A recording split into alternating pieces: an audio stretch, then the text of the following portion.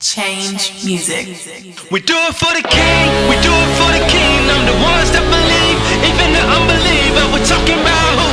Jesus, Jesus. Yeah, we're talking about who? So, I was just thinking about some stuff for the past couple of days, couple of weeks actually.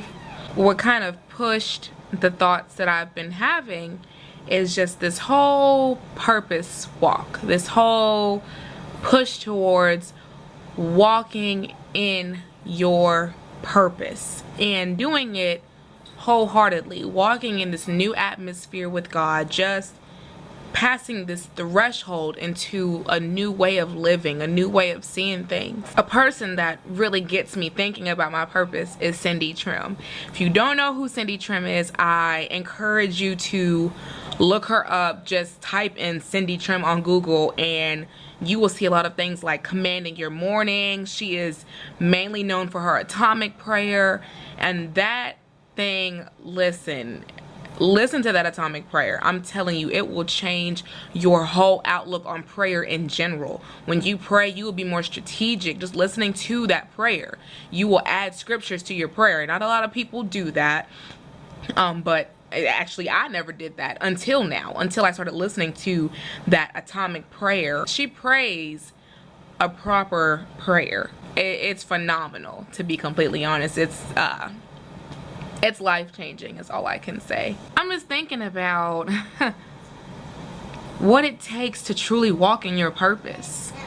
You know, I look at a lot of Trimm's videos and her sole purpose, her push, her reason for being alive, well, at least one of them, because she has a lot that she does.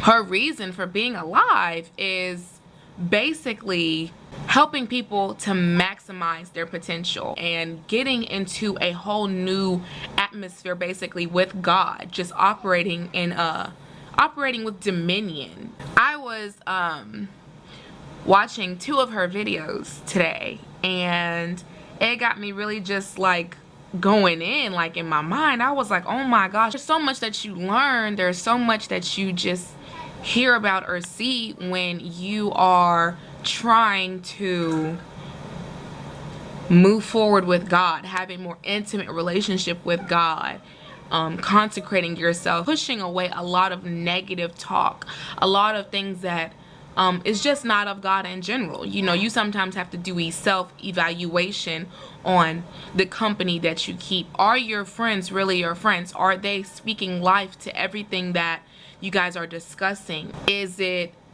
let's talk about scripture today and then let's have perverted conversations tomorrow? Is it geared towards what is it that God has called you all to do, or what is it that God needs you guys to focus on in this season?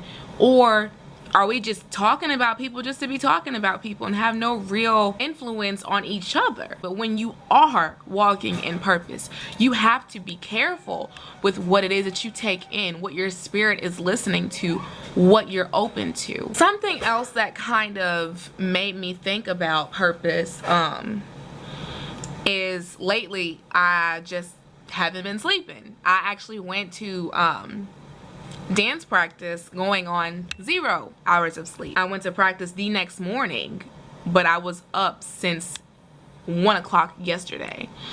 So I was kind of upset. I was actually crying, to be completely honest. I was like, you know, God, I can't even, it's not that I can't sleep. It's just that I'm laying here and I'm exhausted, but my eyes are wide awake. Senses are all over the place. Mind is thinking about what kind of video can I do next? Oh my goodness, who should be in my next video? Oh my goodness, what should we discuss? Oh my gosh, I should have an interview with this person or someone who's like moving forward with God. A lot of stuff. And I'm just like, God, is this what purpose is like? Am I gonna be up all the time because of purpose? I thought purpose was supposed to be fun and exciting and experiencing a new atmosphere, experiencing a new level of thinking, just experiencing new stuff. Not literally like it's like he opened my eyes into realizing that it takes more than just smiles and giggles to get through your purpose. It's not anything to do with checking stuff off of the list. It is literally going in on prayer, seeking him for every area of your life. You know, Bishop T.D. Jakes has a video saying that God answers you even in regards to the littlest things in your life. He created you, so why would he not have an answer to every little thing that goes on in your life, everything that you have questions about? A little while ago, one of my my confidant, she introduced me to this Victory World. Is it Victory World? Hold on real quick, let me find my phone. Victory World Church, and it's a cool app because it has like all of their sermons and stuff on it. Release Your Potential. Boom. This is a really good sermon to listen to. There's 4 sermons, and they're all really good. I actually cried on a few of them. In the Release Your Potential sermon, the 4 sermons that you can choose from, one of them, I don't remember which one, but one of them specifically discusses that we have the same power that conquered the grave. We have the same healing power that Jesus had when he was healing people who was blind and sick with diseases, and the woman with the issue of blood. We have access to that same power. Why do I say that? Oh, I'm so glad you asked why. My 4-year-old daughter has been healed and delivered and set free from her nosebleeds. That sounds kind of like, oh, well, it's just a nosebleed. But see, that's the problem. This goes along with purpose. Just bear with me, okay? I know I'm all over the place, but this kind of ties into purpose. Yes, I just said it. My daughter is healed of her nosebleeds. Now, it sounds kind of crazy, like, oh, it's, you know, it's just a nosebleed. Why worry about a nosebleed? Well, let me tell you why, okay? I will be glad to tell you why I was worried about just a nosebleed. I want to say, you know, sometime around 2, 3 o'clock in the morning, I wake up, feel a little warm, feel a little wetness on my face. And my pillow was covered in blood, and I was like, well, I know I ain't bleeding because I don't bleed nowhere from my face. I look over and my 4-year-old's daughter is just covered in blood. Her face, half of her face is covered in blood. Her nose is covered in blood. It scared the bejeebies out of me. I literally went in and started crying, and I lost my mind. I woke her up to make sure she was still alive, and you know, I was like, what is going on? This is not cool. This is not right. Like, whoa. It was actually on Saturday, so it happened like Sunday morning. So I'm walking in service shaken by this because I'm just like, this is not right. A few selected people that I know was kind of very nonchalant about it. It's just a nosebleed. I mean, a lot of kids have nosebleeds. And when they said that, I heard God like, no, don't receive that. Don't receive that. Why would you receive a nosebleed? It's a nosebleed. Okay, it's just a nosebleed, but if we're supposed to be healed, if we're supposed to be delivered and set free, why does my 4-year-old have to go through nosebleeds through her childhood because all kids have nosebleeds? I don't receive that. I literally dismantle the works of the enemy trying to put on that horrible, just demon-possessed disease on my child. Because at the end of the day, her father may have nosebleeds, but his mama don't. His daddy don't. His brother don't. You mean to tell me that my daughter, her father, and that's it, are the only people that have nosebleeds on the Watson side of the family? Are you serious? Oh yeah, Satan, you are about to get wrapped up in prayer, because I'm telling you right here, right now, that's the kind of thinking that makes people miss out on so many important keys when it comes to walking in your purpose. You have to literally maximize your potential. If you have the healing power, why not use it?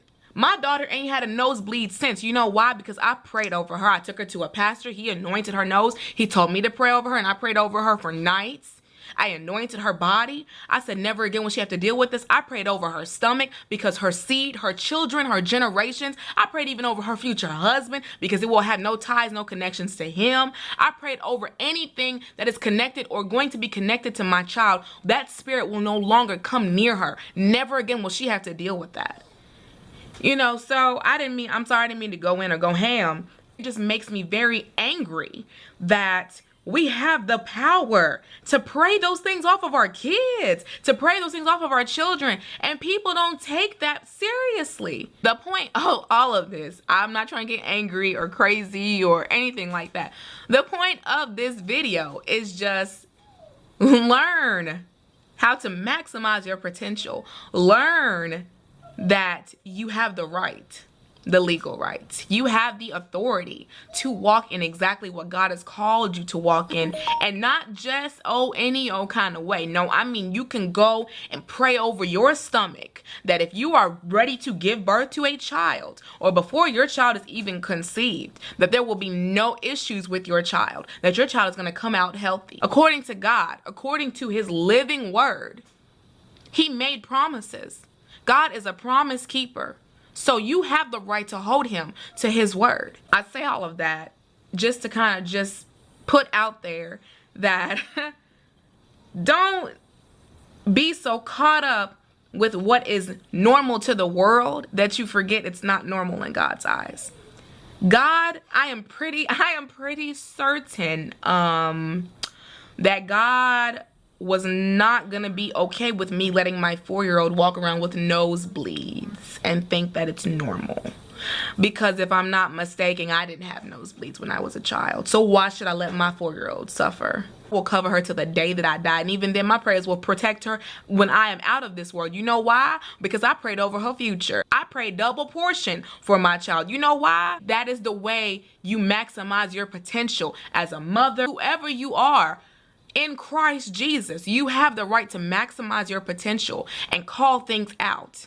You have the right to heal yourself. At the end of the day, I'm the gatekeeper of my home. And the last thing I need is for my child to be battling stuff because I was too selfish and not dealing with them and praying those things out of my house. So now my 4-year-old is going to have to suffer because I'm lazy? No. That's the last thing I need. If I'm going to maximize my potential, anyone who's involved in my life, family, husband, daughter, future children, y'all are going to see me at full effect, and everyone's going to be covered, because at the end of the day, I know along with my purpose comes a key role in protecting who is around me and covering those who are near me. When you read your Bible and you read scriptures on healing, on manifestation, on financial increase, on peace, on understanding, on just love, on all of those things, you can be exactly who God called you to be because you take those things seriously. You pray with those specific scriptures. You are intentional about your prayer. You are strategic about your prayer. My confidant literally has been saying that. She's been bringing that up, that she's, you know, God is revealing to her that she needs to be more strategic with her prayer. And when she says that, it like plants a seed, and it's like, Janelle, it's your turn. You need to start being strategic when you are praying. You need to know what you're praying about. You need to implement scriptures with your prayers. If you don't know who Cindy Trimm is, go look her up. Go watch her videos. I literally watched Living Life on Purpose. I'm watching it right now. I'm actually about to finish it. In the middle of her video, it encouraged me to do this video. Ain't that something? God works things out like that. Hope you guys enjoyed this video. Go ahead and hit the like, subscribe, comment, do all that fancy stuff. And until then, I will see you next time. This what you want? Yeah. Young Saint. This is for the ladies. Y'all ready here? Let go. I am on a whole nother level. Tell the DJ hit the bass and the treble. With my fellas, I ain't looking.